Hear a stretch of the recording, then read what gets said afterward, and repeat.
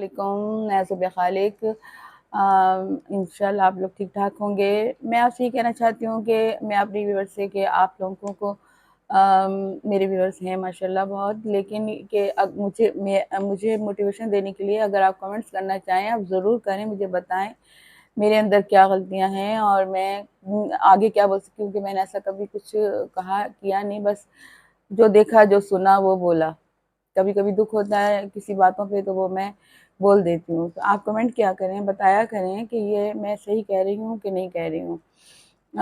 दूसरी बात ये कि देखिए हमारे यहाँ बहुत से लोग बीमार रहते हैं, जैसे कि मैं भी वाक़ई में बीमार हूँ और आपने देखा होगा अक्सर कि मेरी आइज़ जो है वो नहीं खुलती हैं और मैं बिल्कुल बेड्स पे लग गई थी और फिर मुझे लोगों ने मोटिवेशन दिया, लगी हुई हूँ बल्कि, तो मोटिवेशन दिया कि आप कुछ करें, इस तरह नहीं होगा, ज़िंदगी इस तरह नहीं जाती। हमारे यहाँ तो बेचारे जवान भी चले जाते हैं, लेकिन फिर मैंने हिम्मत की। मैं तो उन लोगों को मोटिवेशन देना चाहती हूँ कि अगर आप बीमार हैं या कुछ भी है आपको, तो आप अपने अंदर कोई ऐसा पैदा करें, जोश-जुर्अत, कोई काम करें। आप ये नहीं कर सकती, तो आप अपने घर में कोई काम तलाश कर लें ऐसा जिसमें आपका दिल लग जाए। आप पेंटिंग करें, आप पौधों को देखें, आप चलें-फिरें, इधर-उधर देखें।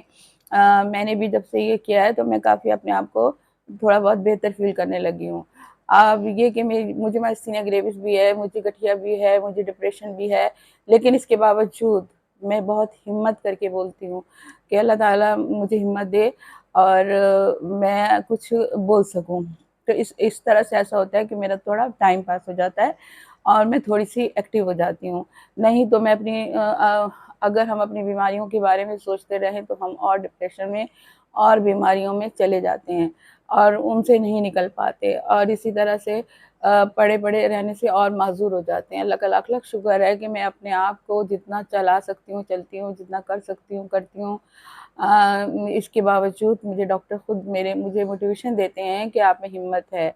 आप लोग भी, मैं कहती हूँ, हिम्मत पैदा करें। ऐसी ख़वातीन जो हर वक़्त बिस्तर पे होती हैं और चल फिर नहीं सकती, तो कोशिश करा करें कि आप लोग चला फिरा करें। चलने-फिरने से बहुत ज़्यादा बीमारियाँ जो हैं वो भागती हैं। अपना दिल लगाएँ किसी चीज़ में, अपना किसी चीज़ में आप यूट्यूब पे देखें, अच्छे-अच्छे खाने, अच्छी चीज़ें, बहुत कुछ आता है। ज़रूरी नहीं कि अब मुझे सियासत से दिलचस्पी थी क्योंकि मैं फ़ारिग़ होती थी तो मैं सिर्फ़ ख़बरें ही सुनती थी। तो मैं थोड़ा बहुत ये बोल लेती हूँ इसलिए कि मैं जो गलत होता है, मैं उसको बोल देती हूँ। लिहाज़ा मैं बस ये कहना चाहती हूँ कि आप लोग भी अपने अंदर हिम्मत पैदा करें, हैं खड़े हों। बहुत अल्लाह ताला ने आप लोगों को हिम्मत दी है, आप खड़े हों, हमें अल्लाह ताला हिम्मत देता है। अगर हम किसी चीज़ में दिल लगाते हैं तो अल्लाह हमें खुद ब खुद हिम्मत देता है और हम वो कर पाते हैं, चाहे हम बोल पाएँ या नहीं बोल पाएँ, थकन से, किसी चीज़ पे, बीमारियों की थकन से, लेकिन कोशिश किया करें।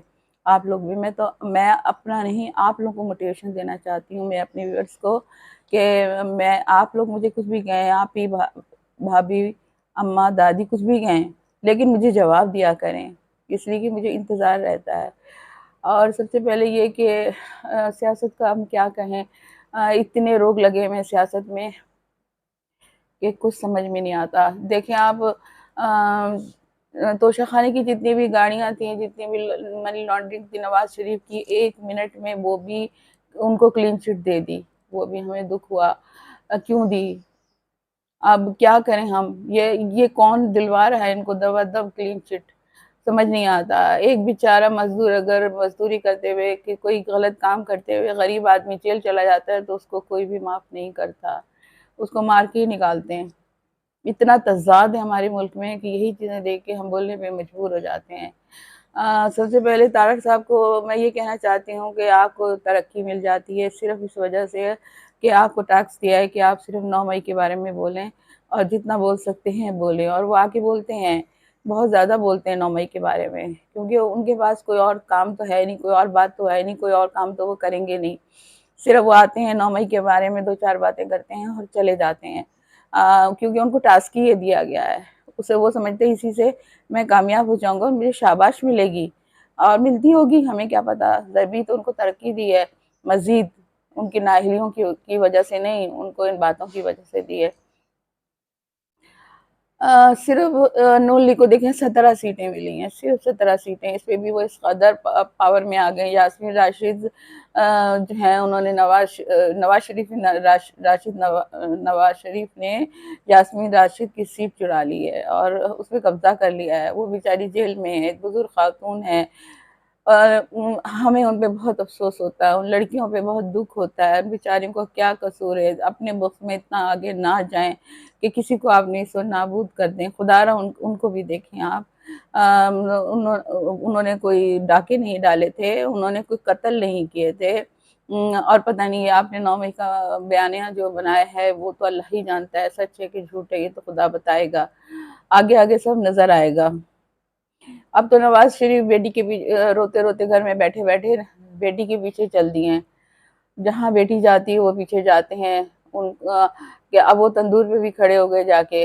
जो जो लोग मोटरवे और इसकी बातें और हेलीकॉप्टरों में घूमते फिरते हैं, वो जाके तंदूर पे रोटियाँ पकवा रहे हैं। अब बताएँ आपने सोलर पे की रोटी कर ली लेकिन नान ये जो बेचने वाले हैं वो तो किसी तौर राज़ी नहीं है। ज़ाहिर है जब आगे से उनको कुछ फैसिलिटीज़ मिलेगी नहीं तो वो कैसे एकदम से 16 रुपए रोटी कर देंगे, वो नहीं करेंगे। आपने तो ऐलान कर दिया 16 रुपए रोटी और उधर आपके चाचा साहब ने रात को पेट्रोल का ऐलान कर दिया बढ़ा के। इससे आप लोगों को क्या मिलता है? क्या मुकाबला चल रहा है आप लोगों में? लेकिन रोटी लोगों को नहीं मिल रही, हमें जहाँ तक पता है। क्योंकि जो नान भाई हैं, जो भी हैं, वो आके बयानात दे रहे हैं कि हम नहीं दे सकते, हमारे पास फैसिलिटीज़ नहीं है इतना रोटी 16 रुपए में देने की। लेकिन वो अपने कामयाब हो गई अपना ये ऐलान करके, तो अब क्या कर सकते हैं? बस इसकी तरफ नज़र रखें और जो मैंने बातें की हैं खुदारा उस पे अमल करिएगा और अपने आप को